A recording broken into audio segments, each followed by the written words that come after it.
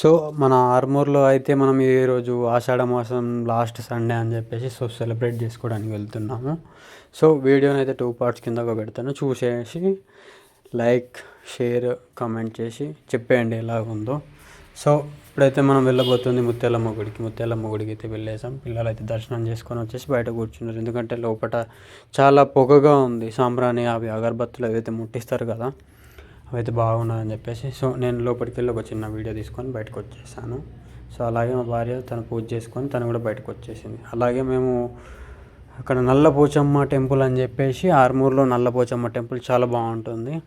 So ఆ రోజైతే చాలా ఫుల్ పబ్లిక్ ఉన్నారు అక్కడ నల్లపోచమ్మ గుడి. ఇక్కడైతే ఆ రోజు మొత్తం మేకలు, కోళ్ళు చాలా వరకు అందరూ పండుగ అనేది ఆషాఢ మాసంలో చాలా జరుపుకుంటారు. ఇదైతే మహాలక్ష్మి గుడి.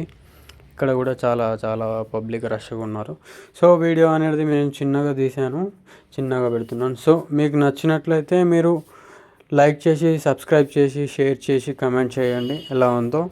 సో మీ ఫ్రెండ్స్ కూడా చెప్పండి సబ్స్క్రైబ్ చేసుకోమని. Okay, bye friends.